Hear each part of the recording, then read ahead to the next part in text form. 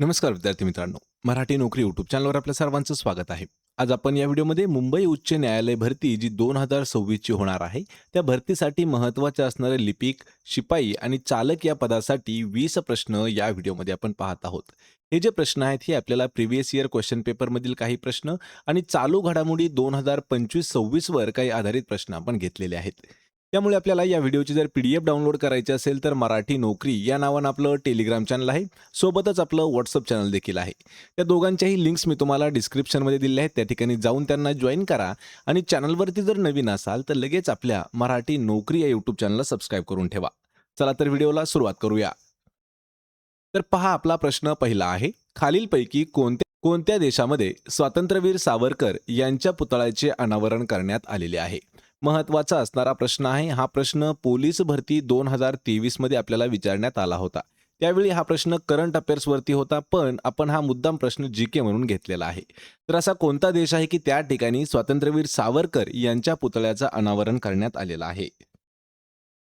तर या प्रश्नाचं योग्य उत्तर होईल ऑप्शन क्रमांक 4. तर मॉरिशस या देशामध्ये सावरकरांच्या पुतळ्याचं अनावरण करण्यात आलं होतं. पर्याय क्रमांक 4 आपलं या प्रश्नाचं उत्तर होईल. यानंतरचा प्रश्न आहे. महाराष्ट्र सरकारने राज्यातील कोणत्या जिल्ह्याचे अहिल्यादेवी नगर असे नामांतरण करण्याची घोषणा केली आहे?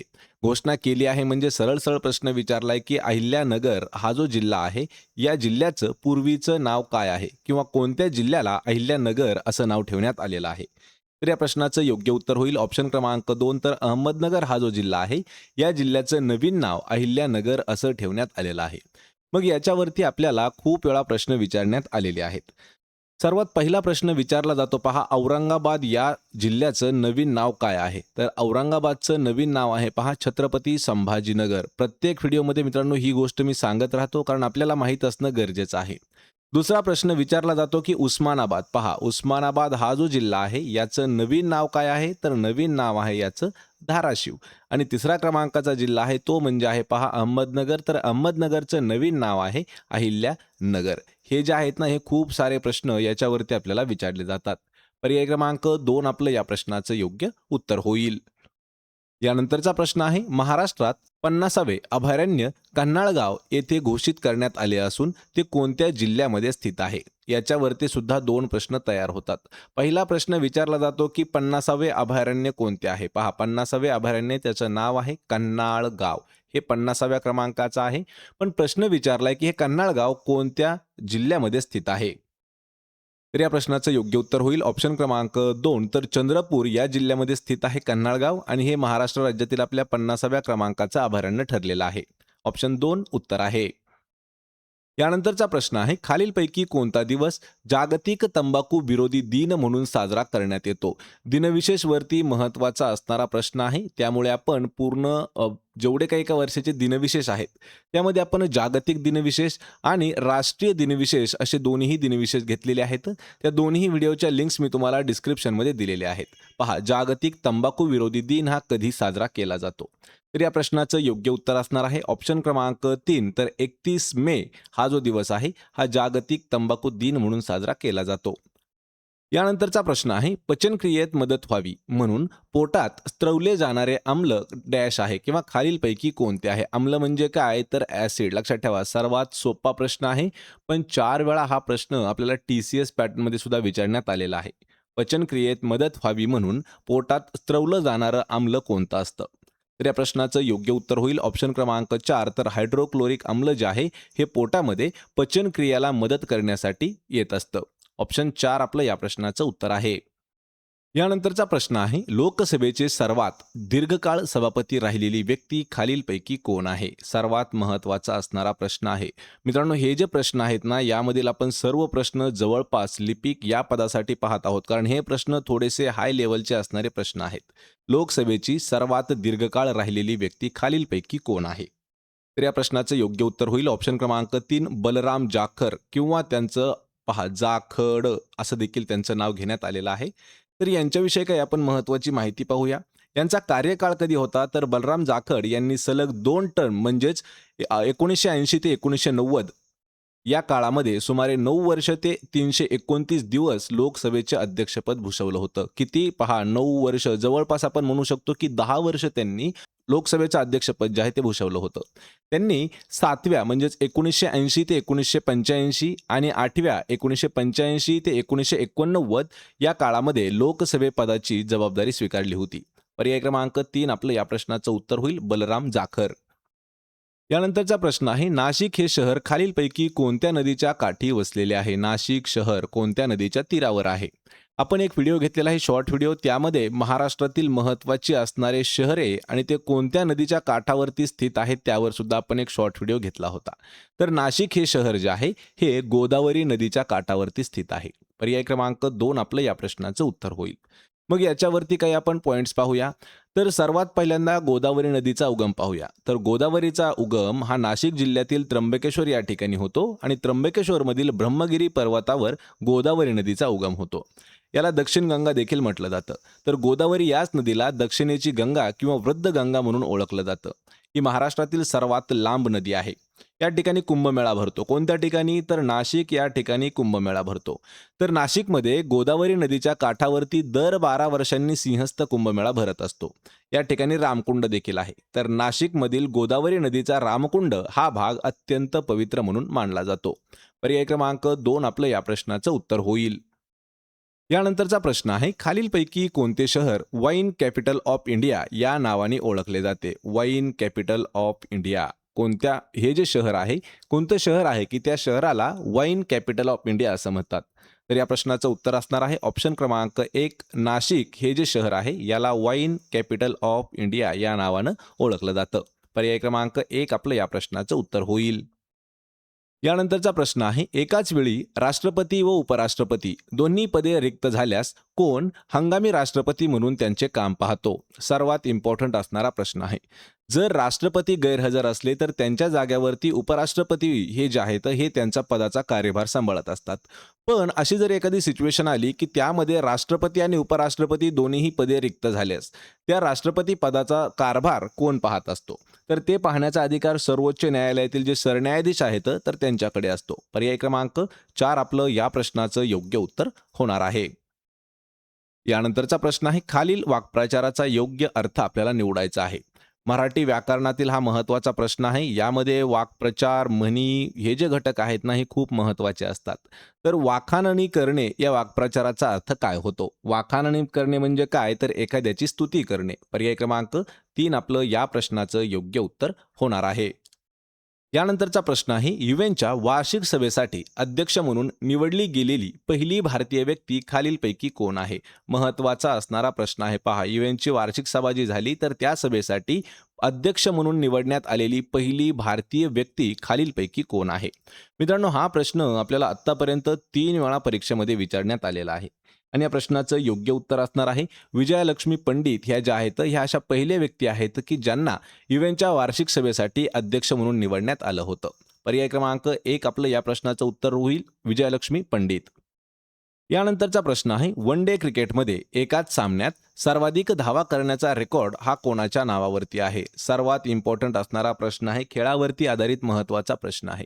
वन डे क्रिकेट म्हणजे काय? तर 50-50 ओव्हरचे जे मॅच असतात तर त्यामध्ये एकाच डावामध्ये किंवा एकाच मॅचमध्ये सर्वात जास्त रन्स काढण्याचा रेकॉर्ड हा कोणाचा आहे? तर या प्रश्नाचं उत्तर आहे ऑप्शन क्रमांक 1 तर रोहित शर्मा यांनी वन डे क्रिकेटमध्ये सर्वात जास्त धावा एका मॅचमध्ये काढलेल्या आहेत, जे की जवळपास 264 रन्स हे त्यांनी एका मॅचमध्ये काढले होते. पर्याय क्रमांक 1 आपलं या प्रश्नाचं उत्तर होईल. यानंतरचा प्रश्न आहे, गांधार शिल्पशैली ही कोणत्या 2 देशांच्या शिल्पशैलीमधून निर्माण झालेली आहे? गांधार शिल्पशैली ही जी आहे ही 2 देशांच्या शिल्पशैलीमधून तयार झालेली एक कला आहे. तर ही किंवा कला म्हणजे काय तर एक शैली आहे. तर ही कोणत्या 2 देशांच्या शिल्पशैलीतून तयार झाली आहे? या प्रश्नाचं योग्य उत्तर होणार आहे भारत व ग्रीस. म्हणजेच पर्याय क्रमांक 2 आपलं या प्रश्नाचं योग्य उत्तर होणार आहे. यानंतरचा प्रश्न आहे, अझीम प्रेमजी हे खालीलपैकी कोणत्या कंपनीचे संस्थापक आहेत? महत्त्वाचा असणारा प्रश्न आहे. आपल्याला कंपनी आणि ती कंपनी कोणी स्थापन केली म्हणजे त्याचे संस्थापक कोण आहेत याच्यावरती सुद्धा प्रश्न विचारण्यात आले होते. त्यामुळे या ठिकाणी आपण एक प्रश्न घेतलेला आहे. अझीम प्रेमजी आहेत हे विप्रो या कंपनीचे संस्थापक आहेत. पर्याय क्रमांक 4 आपलं या प्रश्नाचं योग्य उत्तर होणार आहे. मग आपल्याला याच्यावरती अजून काही अशा महत्त्वाच्या कंपनीज दिल्या जातात. त्यामध्ये पहिल्या क्रमांकावरती असते पहा मायक्रोसॉफ्ट. तर मायक्रोसॉफ्ट म्हणजे विंडोज जी त्याचं प्रोडक्ट आहे. तर मायक्रोसॉफ्ट या कंपनीचे संस्थापक कोण आहेत? तर बिल गेट्स हे जे आहेत हे मायक्रोसॉफ्टचे संस्थापक आहेत. दुसरी विचारली जाते पहा फेसबुक. फेसबुक म्हणजे त्याला आपण सध्याच्या काळामध्ये मेटा असं म्हटलं जातं. मेटा या कंपनीच्या त्या सब कंपन्या आहेत. तर याचे संस्थापक कोण आहेत? तर मार्क झुकेरबर्ग. मार्क झुकेरबर्ग हे जे आहेत हे फेसबुक म्हणजे मेटाचे संस्थापक आहेत. तिसरा प्रश्न आपल्याला अजून एक विचारला जातो पहा. तर तो प्रश्न असतो इन्फोसिस कंपनी. इन्फोसिस कंपनीचे संस्थापक कोण आहेत? तर इन्फोसिसचे संस्थापक आहेत पहा नारायण मूर्ती. नारायण मूर्ती हे जे आहेत हे इन्फोसिस कंपनीचे संस्थापक आहेत. चौथा अजून एक प्रश्न आहे पहा ॲपल कंपनी. तर ॲपलचे संस्थापक कोण आहेत? तर स्टीव्ह जॉब्स. स्टीव्ह जॉब्स हे जे आहेत हे ॲपलचे संस्थापक आहेत. या ठिकाणी आपण जवळपास 4 ते 5 कंपन्यांचे संस्थापक देखील पाहिले आहेत. पर्याय क्रमांक 4 आपलं या प्रश्नाचं योग्य उत्तर होईल. यानंतरचा प्रश्न आहे खालीलपैकी कोणत्या राजवंशाच्या राजवटी दरम्यान मराठी भाषा भरभराटीला आली होती? महत्वाचा असणारा प्रश्न आहे. हा प्रश्न आपण 2 वर्षापूर्वी एका व्हिडिओमध्ये घेतला होता आणि तोच प्रश्न आपण कम्युनिटीमध्ये सुद्धा पोल केला होता. त्या ठिकाणी जवळपास 81% विद्यार्थी जे आहेत हे चुकीचे उत्तरं देत होते. तर या प्रश्नाचं योग्य उत्तर असणार आहे ऑप्शन क्रमांक 1. तर यादव राजवंशाच्या राजवटी दरम्यान मराठी भाषा जी आहे ही भरभराटीला आली होती. भरभराटीला येणं म्हणजे काय? तर थोडीशी ग्रो झाली होती. मग याच्यावरती आपण काही पॉइंट्स घेऊया. यादव काळामध्ये मराठी भाषा किंवा मराठी भाषेला राजभाषेचा दर्जा प्राप्त झाला होता आणि याच काळामध्ये मराठी भाषेचा किंवा मराठी साहित्याचा पाया रचला गेला असं म्हटलं जातं. तर महानुभव पंत चक्रधर स्वामींनी प्रवर्तित केलेल्या महानुभव पंताने मराठीत विपुल साहित्य निर्मिती केली आहे. यामध्ये लीळाचरित्र हा मराठी भाषेतील पहिला चरित्र ग्रंथ ठरला होता. यानंतर वारकरी संप्रदाय.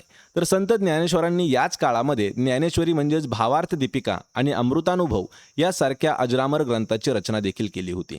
मुकुंदराज यांनी मराठीतील पहिले कवी मानले जाणारे मुकुंदराज यांनी विवेक सिंधू ग्रंथ याच काळामध्ये लिहिला होता. पर्याय क्रमांक 1 आपलं या प्रश्नाचं योग्य उत्तर होईल यादव राजवंश. यानंतरचा प्रश्न आहे मध्य पूर्वी अरब समुद्रामध्ये बिपरजॉय या चक्रीवादळाला बिपरजॉय हे नाव कोणत्या देशाने दिले आहे? महत्त्वाचा असणारा प्रश्न आहे. 2023 मध्ये हे जे चक्रीवादळ आहे हे अरबी समुद्रामध्ये तयार झालं होतं. तर या चक्रीवादळाला नाव दिलं होतं पहा बिपरजॉय. मग या ठिकाणी प्रश्न विचारलाय हे जे नाव आहे याचं नामकरण कोणी केलं होतं? तर या प्रश्नाचं योग्य उत्तर होणार आहे ऑप्शन क्रमांक 4. तर बांगलादेश या देशाने बिपरजॉय असं नाव ठेवलं होतं. यामध्ये काही आपण पॉईंट्स आहेत ते पॉईंट्स समजून घ्या. मध्यपूर्वी अरबी समुद्रामध्ये निर्माण झालेलं जे बिपरजॉय चक्रीवादळ होतं या चक्रीवादळाला बांगलादेशाने नाव दिलं होतं. याचा अर्थ काय होतो? तर बिपरजॉय हा मूळ बंगाली शब्द असून याचा अर्थ होतो आपत्ती, संकट किंवा त्याला डिझास्टर असं म्हणतो. नामकरण कसं केलं होतं किंवा नाव ठेवण्याची पद्धत कशी होती?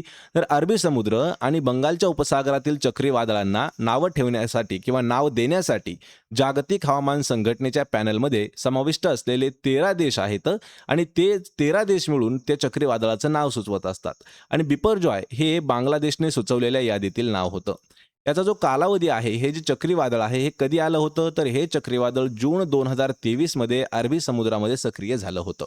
पर्याय क्रमांक 4 आपलं या प्रश्नाचं उत्तर होईल. यानंतरचा प्रश्न आहे ऑक्सिजन आणि डॅश हे वातावरणामधील 2 मुख्य वायुरूप घटक आहेत. महत्त्वाचा असणारा प्रश्न आहे.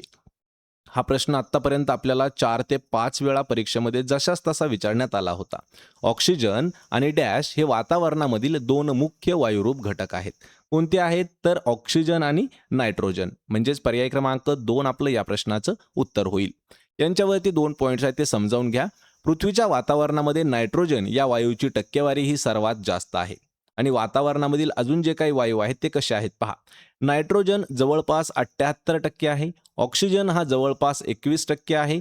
ऑर्गॉन हा जवळपास 0.9% आहे आणि कार्बन डायऑक्साईड जो आहे तो सुमारे 0.04% इतका आहे. म्हणजे जवळपास जर विचार करायला गेलं 78 आणि 21 तर 99% वातावरणामध्ये या 2च वायूचं प्रमाण आहे. म्हणजेच पर्याय क्रमांक 2 आपलं या प्रश्नाचं उत्तर होईल नायट्रोजन.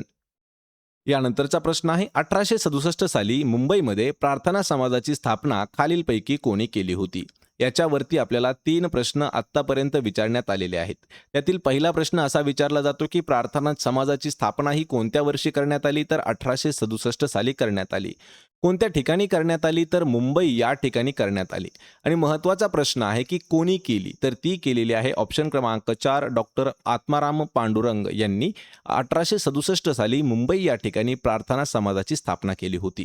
पर्याय क्रमांक 4 आपलं या प्रश्नाचं उत्तर आहे.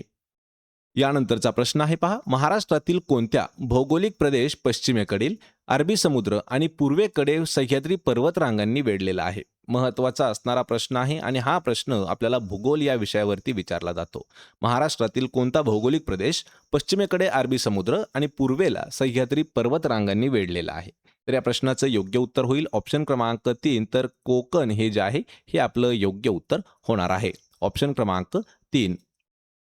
यानंतरचा प्रश्न आहे, स्थानिक स्वराज्य संस्थांना अधिकाधिक आर्थिक सहाय्य देणारा 1870 मध्ये आर्थिक विकेंद्रीकरणाचा ठराव कोणी संमत केला होता? आर्थिक विकेंद्रीकरणाचा ठराव हा कोणी संमत केला होता?